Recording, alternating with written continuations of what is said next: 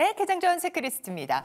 글로벌 주요국 증시 가운데서 코스피 주간 상승률 5%를 넘어섰습니다. 1위를 기록했는데요. 자, 외국인의 한국 증시 매수세 확대되면서 코스피 연초 수준을 회복했습니다. 팬데믹 이후 4년 가까이 성장주 위주로 이렇게 재편됐던 우리 증시가 가치주 갭 메우기 진행되고 있다는 분석입니다. 자, 오늘 장에서 봐야 할 핵심 이슈들 짚어보는 시간입니다. 김용빈 IBK 투자증권 강남센터 주임 함께합니다. 어서 오십시오. 안녕하세요. 네, 금요일 정말 시원한 상승세 네. 불을 뿜어줬는데요. 자, 오늘 장에서는 어떤 핵심 이슈들이 있을지 체크리스트 확인하겠습니다. 첫 번째 이슈 열어보겠습니다. 국내 증시 투심 회복되고 있습니다. 강세 지속될지 주가 주목되고 있는 상황인데요. 자, 관련된 이슈들 한번 짚어주시죠. 네, 일단은 지난주 증시에 특히 상승이 있었고 앞으로 2월에도 이게 이어질지 이런 얘기에 대해서 좀 한번 해보고자 하는데요. 일단 특히 지난주에서 좀 분명히 쟁점이 있었던 것은 특히 저PBR에 대한 종목이었고 그런 부분으로 인해서 특히 투심이 좀 살아나기 시작했다라고 볼 수 있겠는데 특히 저PBR 쪽으로 자금 유입이 생각보다 속도가 많이 빠르고 있습니다. 일단은 거의 역대 최고치라고 봐도 될 것 같고요. 특히 외국인의 자금 유입이 상당히 좀 강했던 부분인데 제가 역대 최고치라고 얘기하는 부분은 아마 코로나 때도 이 1.9조 원보다 매수가 더 많았던 날은 하루 정도 있었던 걸로 기억을 합니다. 근데 그 날 같은 경우에는 특히 삼성전자의 상속세 배당 제어를 위한 이제 블록 딜이 있었기 때문에 그 부분을 제외하고는 거의 지금 사상 최고치의 순매수세가 아닌가라고 일간으로 봤을 때 그렇게 생각을 하고 있고요. 특히 그리고 지금 이 사상 최고치 매수에 관한 얘기가 앞으로 상승이 될 것이다라고 이렇게 장담은 못하지만은 그래도 이런 자금 유입에 대한 흐름이 상당히 좀 심상치 않다라고 보이는 부분이고 특히 이 신흥국 시장 내에서도 사실 국내 시장 증시가 지난주까지만 해도 상당히 안 좋았었단 말이에요. 그래서 제가 신흥국 시장 중에서도 사실 좀 순위권 안에 드는 정도의 하락이다 이렇게 말씀을 드렸었는데 지금 신흥국 시장 내에서도 좀 흐름이 다 같이 가는 것도 또 아니고 특히 한국이라든지 나머지 제외하고 아시아권 국가들 대부분 자금이 다 빠지고 그 자금이 한국으로 좀 들어오고 있는 상황이다 이렇게 한번 보셨으면 좋겠고요. 그래서 특히 시장 내에서는 좀 되게 이전에 있었던 성장주들의 좀 주가가 좀 멈추는 부분이고 지금 현재로서는 좀 가치주 위주의 좀 수급 재편이 또 다시 이루어지고 있는 상황이다라고 볼 수 있겠는데 특히 지금 같은 경우는 이 저PBR에 대해서 좀 어쩔 수 없이 얘기를 해야 될 것 같습니다. 근데 지금 2월 말까지는 좀 유효한 전략이 아닐까. 물론 앞서서 나왔던 이 저PBR에 대한 얘기는 사실 언급이 잠깐 됐었던 건데 거기서 좀 계속적으로 확장이 되고 있는 거거든요. 근데 이 부분에 대한 정책이 실질적으로 조금씩 공개가 되게 되면서 아마 2월 내내 동안은 좀 괜찮지 않을까 그런 흐름을 보고 있고 특히 4월 총선을 앞두고 있기 때문에 좀 아직도 조금 괜찮은 시간을 가지고 남기고 있다. 그래서 한 1개월 정도까지는 이 저PBR에 대한 종목을 좀 집중 있게 지켜보셨어도 좋을 것 같고요. 그리고 이 저PBR 내에서도 특히 좀 종목별 심화가 상당히 좀 차별화되고 있습니다. 근데 그 중에서는 특히 지금 주주 환원에 대한 것들이 상당히 좀 강할 수 있는 금융주라든지 그런 쪽으로 좀 초점을 줬으면 좋겠고요. 또 뿐만 아니라 금융주 제외하고도 이 주주 환원에 대한 실질적인 수혜가 어떤 것이 될 건지 이런 부분에서 좀 아마 순환매가 돌 것이기 때문에 그런 부분에서 좀 체크를 해야 될 것 같고요. 그리고 사실 코스피 거래소만 봤을 때는 상당히 좀 좋다라고 생각하실 수도 있겠지만 이 코스닥 시장 내에서는 상당히 좀 이 PBR 1까지 떨어지는 거 아니야? 이런 얘기를 좀 많이 하는 정도로 좀 과하게 안 좋게 분위기가 흘러가고 네네. 있는데 이런 부분 내에서도 특히 코스닥 같은 경우에는 지금 RSI 기준으로 했을 때 거의 바닥권에 진입했다 할 정도로 이 과매도권에 진입한 부분이 있기 때문에 지금 최근에 IT 업종들이 반등을 하는 거 보면은 특히 코스닥 내에서도 중에 이 단기 반등에 대한 그런 부분에 대한 니즈도 충분히 있기 때문에 그런 낙폭과대에 대한 코스닥 종목들도 한 번씩은 접근해봐도 괜찮은 자리다 이렇게 보고 있습니다. 네, 주임님께서 지금 말씀을 주셨다시피 기업 밸류업 프로그램들에 대한 정부 정책들 조금씩 나오고 있다고 말씀을 주셨습니다. 자, 어제 이야기가 나온 것이 기업 경영권 방어 제도 도입하겠다라고 하면서 차등 의결권 그리고 포이즌필, 황금제에 대한 이야기들이 어제 좀 나왔습니다. 네. 자, 연휴 전이기는 합니다만 이런 상승 추세 좀 이어갈 거라고 보시는지요? 연휴를 말씀하신 거는 연휴 전에 항상 주가가 좀 눌렸었던 네. 것. 단기적으로 올라왔기 때문에 그런 부분들에 대한 고민은 좀 있을 것 같고, 다만 최근에 PBR주들이 이제 상승이 올라왔지만, 만약에 자동차 기준으로 본다면 좀 10년 평균이라고 해야 되나? 최근 한 5년 평균 대비해서는 한 적정 수준? 그러니까 워낙 그러니까 좀 소외되어 있었던 부분들이 올라온 수준까지는 회복을 했기 때문에 뭐 밸류에이션을 봤을 때는 부담의 영역은 아니다라는 얘기는 드리고 있습니다. 거꾸로요, 이번 주에 오히려 반도체가 버텨줄 수도 있는 시장이기 때문에, 왜냐하면 미국이 상승이 있었던 거는 AI를 비롯한 또 성장주가 중심이 되었었지 않습니까? 금리가 워낙 높은 수준이었는데도 성장이 좋으니까 소위 말해서 이제 사상 최고치를 그렸다는 걸 본다면, 오늘 이제 단기적으로 PBR이라든지 이런 뉴스들이 워낙 많이 나와서 소위 말하는 어떤 차익 실현이 이제 재료에 좀 노출이 될 수도 있는 상황인데, 한편으로는 또 아까 RSI 측면에서 보면 코스닥이나 반도체가 좀 눌려 있었거든요. 이런 부분이 버텨줄 수도 있다, 이번 주에. 저는 그렇게 보고 있습니다. 네. 그리고 또 앞서서 ROE 정말 집중을 해보자는 네. 말씀을 주셨잖아요. 네. 네. 그 부분에 대해서도 그럼 ROE가 지금 괜찮은 종목 중에서 저 PBR, 섹터적으로는 어떤 종목들이 섹터로는 있어요? 네. 그러다 보니까 이제 현대차나 기아를 상당히 외국인 투자자들이 많이 사는 이유가 있는 것 같아요. 네.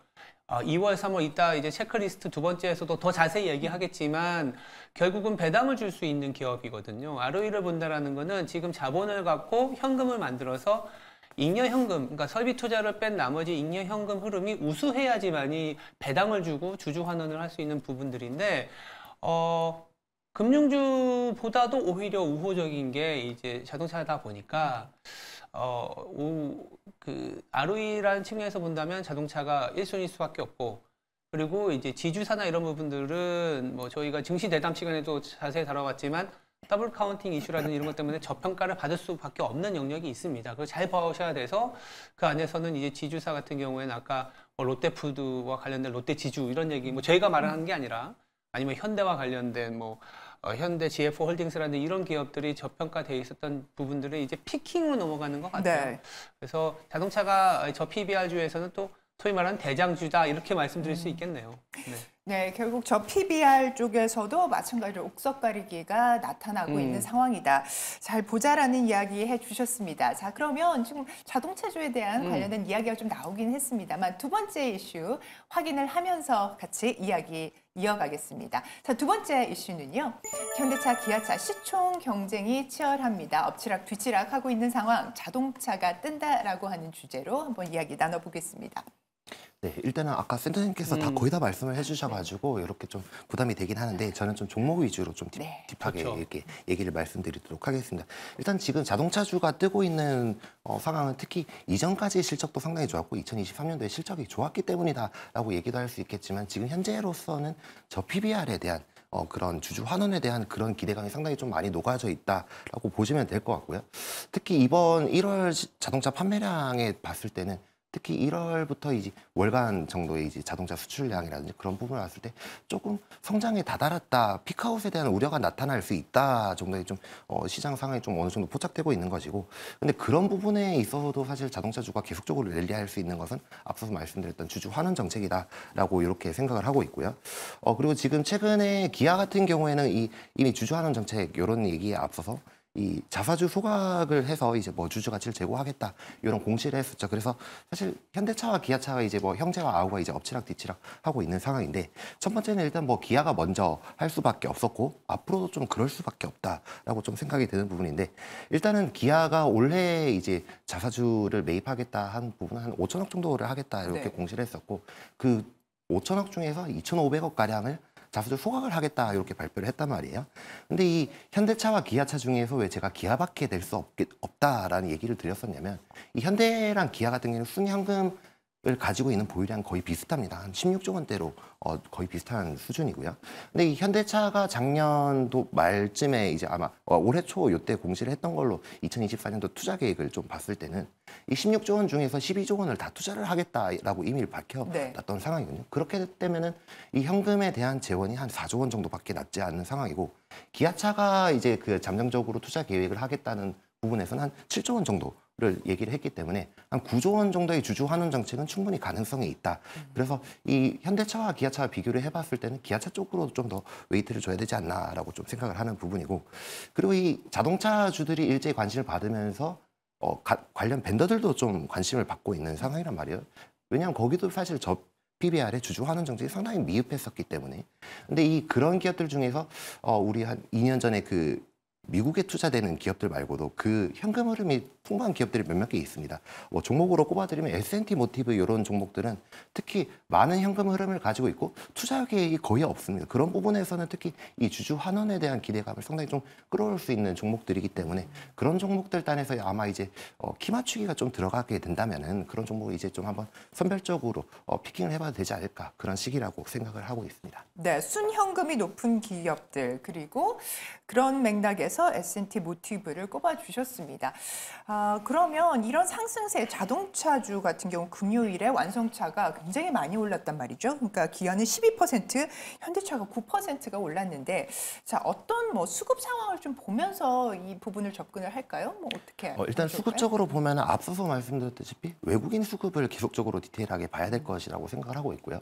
그리고 뭐 제가 종목단에서 말씀을 드렸던 이유는 사실 이 주가 대비해서도 상당히 좀 매력적이다라고 보이고 있고요. 왜냐하면 PBR이 상당히 좀 낮은 상황인데 아직도 부각을 받지 못했고 지금 앞서서 지난주 같은 경우에는 그냥 저 PBR이다라고 하면 시장에 그냥 수급이 몰리는 그런 상황이었단 말이에요. 근데 앞으로 이제 디테일한 이제 주주 환원 정책이라든지 그런 걸 발표했을 때 분명히 말씀드릴 것은 이 순현 현금에서 투자 기획을 뺀 그런 순수한 이 주주 환원 정책으로 들어갈 수 있는 자금이 얼마나 될 것이냐 그런 선별적이 분명히 있기 때문에 그런 부분을 노리면서 앞으로 좀 매집을 해가지고도 괜찮을 것이다 이렇게 생각을 하고 있습니다. 네, 중요한 키워드들이 참 많이 나왔습니다. 저 PBR뿐만이 아니라 ROE가 높은 기업들 그리고 순현금이 높은 기업들에 대한 부분들이 나왔으니까요. 참고를 해주시기 바랍니다. 자, 개장 전 체크리스트 세 번째 확인하겠습니다. 자, 자동차에 이어서 저희가 세 번째로 확인을 해볼 내용은요. 철강입니다. 철강업계가 그동안 업황 부진으로 참 고생을 많이 했었는데요. 돌파구가 마련이 될지 하는 부분들 체크를 해보도록 하겠습니다. 그동안 업황 정말 어려웠는데요. 네, 이 부분에 변화가 좀 감지된다는 일단 뭐 걸까요? 먼저 요약적으로 말씀드리면 좀 시간이 생각보다 걸릴 것 같다라는 부분이고요. 근데 주가적인 측면에서는 생각보다 이번에 반등이 좀 빨리 올 수도 있다. 이런 부분으로 얘기를 할 것 같습니다. 일단은 지금 현재 업황이 계속적으로 좀 안 좋고 이제 앞으로도 좀 시간이 좀 걸린다라고 생각하는 부분에는 특히 고금리 환경이라는 첫 번째 키워드가 있을 것 같고요. 두 번째는 특히 부동산 시장의 부진입니다. 특히 지금 국내뿐만 아니라 중국 경기, 중국 부동산 쪽에서 상당히 좀 디테일하게 초점을 봐야 될 것 같은데 이 중국 쪽에서도 부동산의 회복이 상당히 좀 쉽지 않은 것으로 보이고요. 왜냐하면 사실 작년 이 중국의 리오프닝 이후에 뭔가 이 부동산 경기 쪽에서 다시 좀 일어날 것이다라고 예상을 했었지만 사실 이 부분도 쉽지는 않을 것 같습니다. 그래서 일단 뭐 중국 양회 이후에 또 다른 얘기가 될 수 있겠지만 그때까지로만 봤을 때는 좀 장기간 좀 지속될 수도 있다. 원래 연말까지는 좀 업황에 대한 회복이 좀 불가피하다 이렇게 생각이 드는 부분입니다. 그리고 일단은 현재 좀 철강 업계에 대한 좀 뭐 시황이라든지 그런 부분을 말씀드리면은 지금 철강석이 꽤 오르고 있기 때문에 이런 부분에서 이게 수요가 미리 좀 예측이 되기 때문에 철강석이 좀 올라오는 거 아니냐 그래서 좀 철강 업계의 회복이 좀 기대가 된다 이렇게 생각하시는 분들도 있겠지만 철강석이 올라감에도 불구하고 지금 철강 관련 자재들은 지금 가격이 좀 다운되고 있습니다. 그렇기 때문에 지금 오히려 철강업계의 마진폭이 좀 줄어들고 있는 그런 상황으로 좀 보이고 있다라고 보시면 될 것 같고요. 하지만 좀 희망적인 얘기를 이제는 그래도 좀 해야겠죠. 일단은 수급적으로는 요번 한번 반등이 올 수도 있겠다. 6월에 이렇게 볼 수 있는데 특히 이 철강주도 다들 아시는 저 PBR 종목의 하나입니다. 물론 이 저 PBR로 꼽히는 이유 중에 하나는 이 철강 같은 경우에는 특히 경기 변동 민감성이 상당히 높기 때문에 좀 어쩔 수 없는 PBR에 대한 할인이라든지 그런 부분이 좀 있어 왔다라고 생각을 하고 있는 부분이 있고요. 하지만 이번 주주 환원 정책에 포함되는 몇몇 개 기업들이 있기 때문에 그 선별적인 내에서는 좀 한번 피킹을 해볼 필요가 있지 않나라고 생각하고 있고요. 예를 들어서 특히 뭐 포스코홀딩스 같은 경우는 많은 자사주를 가지고 있기 때문에 부채는 좀 있지만은 거기서 이 자사주 소각을 통해서 주주 환원을 할 수 있다는 점. 그리고 뭐 예를 들어서 뭐 현금이 좀 풍부한 뭐 세아제강 이런 그런 종목 그렇게 한번 접근을 해보셔도 괜찮겠고요. 그리고 뿐만 아니라 지금 뭐 부동산 경기 얘기만 했었습니다만 중국 같은 경우에도 결국에 중국의 공급이 또 문제잖아요. 중국 같은 경우에도 결국에 친환경 철강제에 대한 생산이라든지 그런 뭐 전기료로 넘어가게 되면서 그런 부분에서 자연적인 감산이 좀 이뤄지게 된다면은 특히 국내에서도 좀 어느 정도 수혜를 받지 않을까 이렇게 생각을 하고 있고요. 또 뭐 앞으로 올해 한 하반기부터 이제 뭐 금리 인하 얘기가 본격적으로 시작이 될 텐데 금리 인하라든지 양회를 이후로 중국 경기가 좀 회복한다면은 그때부터는 제가 생각했던 것보다 좀 빠른 반등을 할 수 있지 않을까 이렇게 한번 보고 있습니다. 네, 업황적인 부분들 조금 집중을 해서 보자면은 결국 원자재 가격은 오르는데 철강 제품은 하락하면서 마진에 스퀴즈가 더 좀 발생을 하고 있다라고 말씀을 주셨고 턴어라운드 부분에 있어서는 중국 쪽 경기 뭐 부양책이 뭐 더 세게 나오면 좋겠지만 아직까지는 그러한 조짐들이 좀 없는 상황에서 시간이 좀 걸릴 것이다 이렇게 좀 정리를 해볼 네, 수가 있을 맞습니다. 것 같네요. 자, 그럼 이런 경기 민감 섹터 뭐 철강뿐만이 아니라 석유화학도 마찬가지일까요? 마찬가지죠. 네. 네. 뭐 아까 잘 지적해 주신 게 이제 원재료 가격은 상승했지만 수요 제품 가격은 오르지 못하거나 오히려 떨어지는 가격 스프레드라고 하거든요. 마진. 이게 철강도 마찬가지고 화학도 마찬가지죠. 그래서 중국과 연결되어 있는 부분들이고 좀 어려운 거는 이제 중국의 경기가 살아나서 이제 철강이나 화학 제품이 올라가게 되면 당연히 동아시아 가격에서 우리나라의 기업들도 마진이 이제 조금 더 스키지, 즉 안 좋아지는 부분들은 좋겠지만 또 이 자체적으로 중국 내 제품을 쓰거든요. 그래서 우리나라의 이제 순수 화학 업체나 순수 철강 업체들이 정말 그 수혜를 받을 수 있을까라는 또 그 2차적인 고민이 있긴 있습니다. 가장 중요한 거는 이제 3월에 전인대를 기대해서 이제 중국의 경기가 반등이 나올지 그리고 그 중국의 경기가 사실상 투자 쪽보다는 소비 쪽을 많이 독려를 하고 있어요. 그래서 이 소비가 정말 잘 나올지에 대한 부분들인데 이 소비가 우리나라의 철강이나 화학으로 연결되냐라는 건 또 조금 고민이 있기 네. 때문에 아까 뭐 주인님이 잘 말씀해 주셨지만 좀 시간이 걸릴 부분이긴 합니다. 다만 이제 화학이나 철강 업종 같은 경우에 우리가 포스코홀딩스를 이제는 단순히 철강 업체로 보지는 않잖아요. 네. 2차 전지로 보고. 아까 세아제강도 말씀하셨지만 세아제강 같은 경우 중국을 보는 게 아니라 미국의 이제 강관이라든지 셰일 가스와 관련된 부분이기 때문에 이제 내부적으로도 이런 어떤 구조 조정이나 이제 시장의 변화에 대응하는 기업들이 상당히 많습니다. 화학도 이제는 순수 화학보다는 뭐 2차 전지라든지 신재생 에너지와 관련된 부분들이기 때문에 이쪽에 조금 더 포커싱을 두고 전략을 짜야 되지 않겠냐. 저 개인적으로는 중국과 관련된 모멘텀은 오히려 조금 비중을 줄여야 되는, 그러니까 중국이 만약 어떠한 정책이 나왔을 때 관련된 주가가 올라간다 하면 이게 지속 가능한 게 아니라 단기적인 낙폭과대나 단기적인 시장의 환기를 해주는 정도이지 추세로 갖고 가지는 못할 것이다. 라고 지금 저는 보고 있습니다. 네. 결국은 바닥을 찍고 돌아선다는 이런 신호들이 조금 더 확연을 해줘야지 이쪽 섹터들에 대한 매력도가 좀 더 높아질 것 같다라는 생각이 들고요. 소비 쪽을 중국 당국에서 더 집중을 한다면 중국 소비주가 조금 더 나을까요? 중국 소비주가 참 이 중국에 대해서는 좀 고민인데 우리가 작년에도 조금 소위 말해서 뒤통수라고 하는 게 뭐냐면 중국이 소비 리오프닝 제로 코로나 정책에서 리오프닝이면 당연히 우리나라의 어떤 여행이나 카지노나 관련된 뭐 화장품이나 이런 부분들이었는데 이게 좀 생각보다 쉽지는 않은 것 같아요. 로컬 업체들의 약진도 있고 애국 소비도 좀 있는 것 같고 아모레 퍼시픽이 최근에 리바운드가 나오는 부분들은 중국의 회복보다는 비중국의 매출이 늘어나는 부분들이라고 보시면 될 것 같아서 중국의 소비 물론 뭐 여기서 리바운드가 나오고 반등이 나온다는 부분들은 평가절하할 필요는 없지만 중국 소비 자체가 이제 우리 시장의 하나의 키워드가 될 거다라는 측면에서는 조금은 부족해 보입니다. 네, 좋습니다. 자, 이렇게 철강 쪽 섹터 관련된 이슈들을 짚어봤고요. 오늘장 투자 전략도 좀 챙겨주시죠. 네, 일단 오늘장 같은 경우에는 특히 일단 첫 번째로 여기 나왔지만 뭐 메타 관련한 이제 아마 그런 부분으로 좀 아마 수급이 나오지 않을까라고 생각을 하고 있고요. 전체적으로는 일단 저 PBR주를 계속적으로 공략을 해야 될 것 같습니다. 일단 뭐 지속적으로 계속 관심을 저는 두고 있습니다만 종목 내에서도 좀 앞서서 말씀드렸다시피 이 순환매가 돌 수 있기 때문에 확실한 좀 종목적인 선별이 확실히 좀 필요할 것 같다라고 보이고 있는 부분이고요.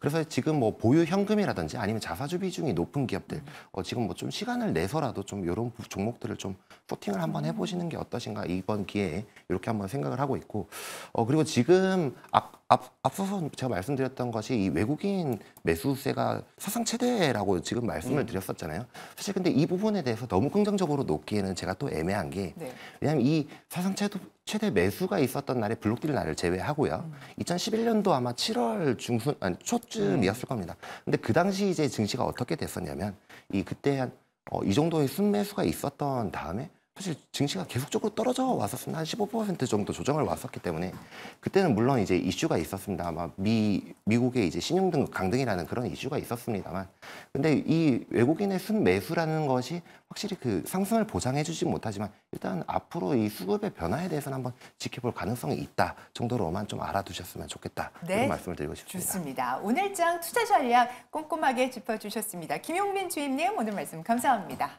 감사합니다.